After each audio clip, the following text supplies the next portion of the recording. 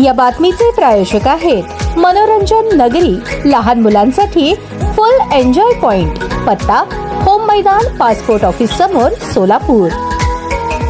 सोलापूर जिल्ह्यातील ग्रामीण भागात आणि गावात स्मशानभूमीची जागा असूनही दुरावस्था आहे। त्यामुळे तात्काळ शासनाच्या वतीने किंवा नियोजन समितीच्या मार्फत तात्काळ निधीची उपलब्धता करून द्यावी, अन्यथा पालकमंत्र्यांच्या विरोधात जिल्हा नियोजन समितीच्या बैठकीमध्ये तिरडी आंदोलन काढू असा इशारा छत्रपती ब्रिगेडच्या वतीने देण्यात आला आहे। सोलापूर जिल्ह्यातील अनेक गावांमध्ये अंत्यविधीसाठी स्मशानभूमीसाठी जागा असून देखील प्रशासनाच्या दुर्लक्षामुळे आणि शासनाच्या निधी स्मशानभूमीच्या सुखसुविधेसाठी उपलब्ध नसल्याने नागरिकांना अनेक समस्यांना तोंड द्यावे लागत आहे। शासन ग्रामीण भागात सुखसुविधा देण्यासाठी कटिबद्ध असल्याचे दर्शवत आहे, पण ग्रामीण भागामध्ये स्मशानभूमीची अत्यंत दयनीय परिस्थिती निर्माण झाली आहे। नागरिकांना मृत्यूनंतर अंत्यविधीसाठी स्मशानभूमी नसल्या कारणाने रात्री बेरात्री कोणाच्या तरी शेतामध्ये कुठल्या तरी मोकळ्या जागेत अंत्यविधी करावे लागत आहे। ही प्रगत महाराष्ट्रासाठी नक्कीच भूषणावह बाब नाही। जिल्ह्यातील अनेक ग्रामीण भागांमध्ये स्मशानभूमीची अत्यंत दुरावस्था झाली आहे। तिथे पिण्याच्या पाण्याची सोय नाही, बसण्यासाठी कठडे नाही, काही ठिकाणी लाईटची सुविधा नाही, निवारा शेड, संरक्षण भिंत,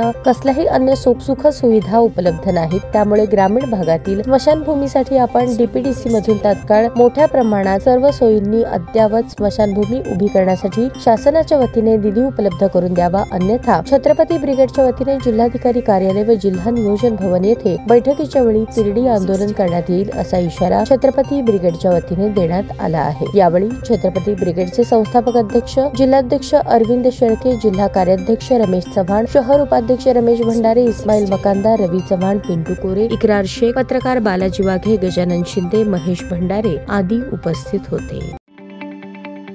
ताज्या बातम्या पाहण्यासाठी प्राईम महाराष्ट्र न्यूज चॅनलला सबस्क्राईब करा।